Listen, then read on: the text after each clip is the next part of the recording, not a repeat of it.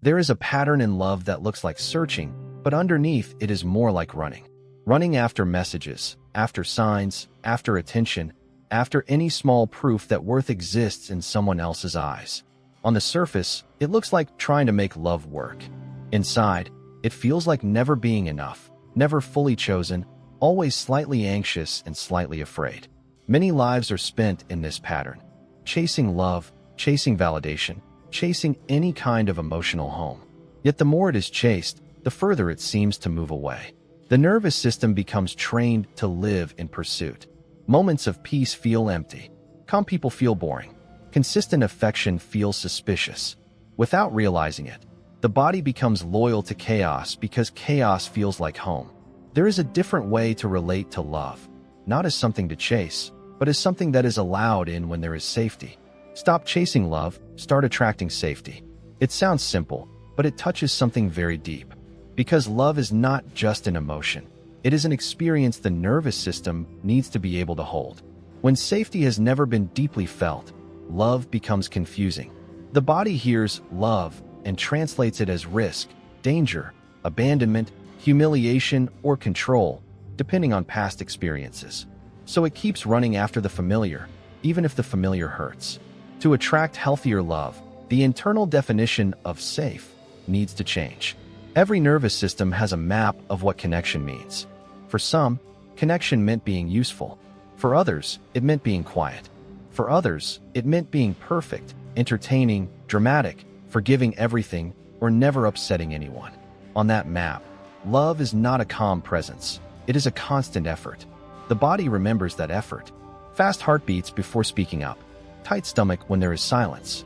The feeling of walking on eggshells around those who were supposed to be safe. Later, as adults, the same body moves through dating and relationships with that old map still active. Even if the mind has read every book about healthy love, the mind says, I want stability. The nervous system says, stability is unfamiliar. Let's find something intense. Chasing love shows up in many small behaviors. Checking the phone every few minutes after sending a message. Rehearsing every sentence before saying it, in case it scares someone away. Saying yes to plans that feel wrong just to stay close. Excusing clear disrespect because they did not mean it. Painfully waiting for someone emotionally unavailable to finally wake up and see what has always been offered. Overgiving attention, care, sex, money, or emotional labor to prove worth. All of this sends one message to the nervous system. Love is something outside that might be taken away at any moment. Stay alert. Do whatever it takes. The problem is that this chasing energy does not only exhaust the one who chases. It also attracts partners, friends, and dynamics that depend on that chase.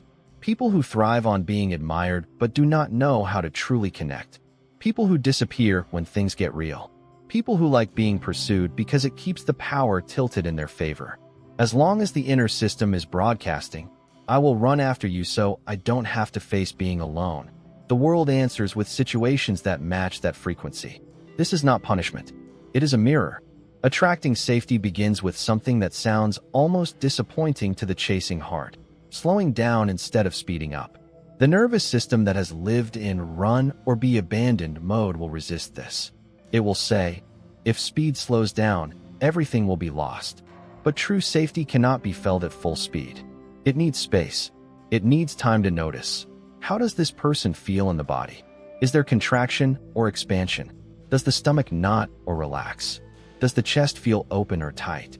These signals are usually drowned out by the noise of anxiety. When chasing stops for a moment, the body's truth can finally speak. A powerful question for mind and body is, what does love feel like right now? A race or a home? If being around someone feels like constantly trying to catch up, to decode, to fix, to impress, that is not a home. It is a track. Love that is safe does not require constant performance to avoid being dropped. It may challenge growth, but it does not threaten basic worth. Attracting safety means that the inner compass starts to prioritize this feeling of home over the excitement of the chase. That often feels strange at first. Calm can feel like emptiness to a nervous system trained on adrenaline.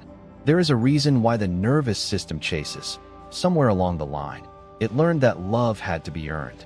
Maybe love became warmer when grades were good, when the mood of others was managed, when there were no needs, when success could be shown, when drama could be fixed. Little by little, a belief formed. If there is no action, there is no affection. Rest feels dangerous. Being authentic feels dangerous.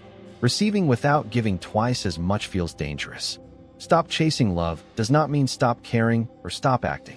It means stopping the belief that love disappears the moment effort relaxes. To attract safety, the relationship with need has to change. Many people feel deep shame about needing affection, presence, reassurance, understanding. They call themselves needy and try to shut down their heart by pretending not to care. Others do the opposite. They showcase their need with intensity, hoping someone will finally respond. Both extremes come from the same wound, the inner child who did not consistently receive what was needed. A regulated approach looks different. It says, these needs are human, not embarrassing. They belong here. They deserve to be met by people who are capable and willing.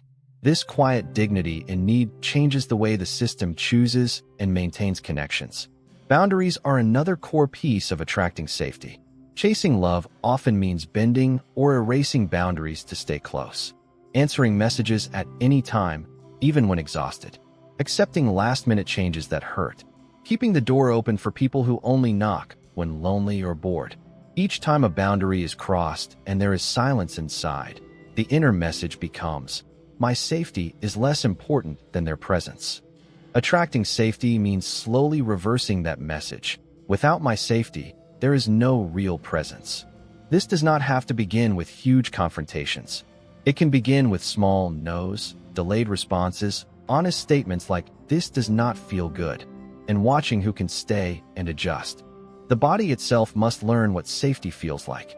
If the only experiences of connection in the past were tense, unpredictable, or painful, the nervous system associates connection with dysregulation. When someone safe appears, the body might feel bored or unsettled. The mind will say, there is no spark. Sometimes, what is called spark is actually anxiety dressed as chemistry. It is the nervous system recognizing an old pattern and becoming hyper-alert. Attracting safety asks for a re-education of desire, learning to feel drawn to those who respect signals and boundaries, not only to those who activate old wounds. This is slow work. The body cannot be bullied into feeling safe. It has to be shown, repeatedly, that safety can exist and not disappear suddenly. Practices of regulation help here. Simple things like feeling the feet on the ground, slowing the breath, placing a hand on the chest to feel the heartbeat, or taking space after a triggering message before responding are not just self-care tips.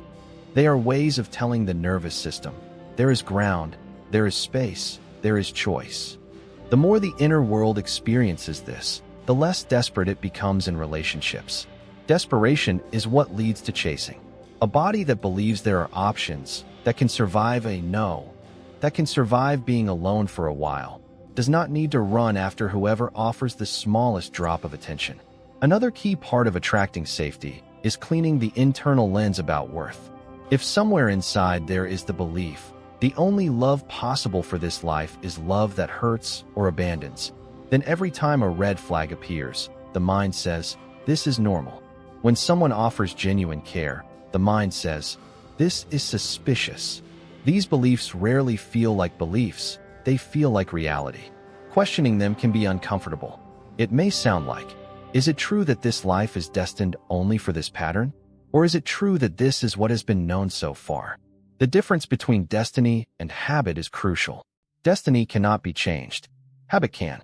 Attracting safety is not about becoming perfectly healed before ever connecting with anyone. It is about no longer abandoning the self to keep others close. When something hurts, instead of explaining it away in the other person's favor, there is a pause. This hurt. Does this fit the kind of connection that is being built now? When energy is consistently one-sided, there is reflection. Is there a reason to keep pouring here? Or is this a replay of an old story? These inner questions may not lead to immediate breakups or dramatic exits, but they slowly shift the power balance. The heart is no longer available at any cost. This shift also changes what is offered to others. In chasing mode, presence is offered with a hidden contract. If enough is done, then love will come. In attracting safety, presence is offered with clearer terms. This is someone willing to meet halfway, to communicate, to be honest, to repair, to care. If this cannot be matched, the door does not stay open forever. The energy goes from begging to choosing, from pleading to discerning. That energy has a different effect. It invites those who can meet it, and it gently repels those who are looking for someone to save, fix, or worship them.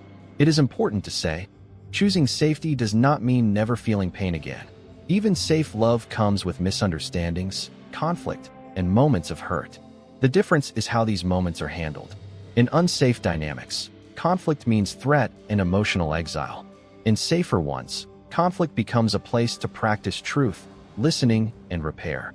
The nervous system will still feel fear, but over time it learns. Disagreement does not automatically mean abandonment. Saying how something feels does not have to end everything. This learning is a powerful medicine for a system that has lived on high alert. The journey from chasing love to attracting safety is not linear. There will be days when old impulses are strong, when the phone is checked too many times, when attention returns to someone who has already shown their limits. On those days, shame is not needed, awareness is. Today, the old pattern showed up again. It makes sense. It has years of practice. But there is also a new part that wants something different. This new part does not need to be loud. It just needs to be consistent. Choice by choice, conversation by conversation, boundary by boundary, the inner environment changes. In the end, stop chasing love, start attracting safety is an invitation to turn toward the most important relationship, the relationship with the self and with the own nervous system. When the inner world feels less like a battlefield and more like a place where feelings are allowed, needs are respected and limits are honored, outer relationships start to shift. Some people will leave because the old dance is no longer available. Others will appear who feel different, calmer, kinder, more grounded. That is not magic, it is alignment. If these reflections on chasing love and attracting safety brought recognition of old patterns or a quiet sense of possibility, this is an open door to keep exploring. For more content on emotional healing, nervous system regulation, conscious relationships, and spiritual psychology, subscribing to this channel keeps these conversations close. Liking this video helps this kind of message reach others who are tired of running after love. Sharing it with someone stuck in repeating relational cycles might offer language for what has been felt but not yet named. And if one small shift towards safety became visible while listening, a boundary, a realization, a new question, naming it in the comments can be the first gentle step in changing the kind of love that is allowed to stay.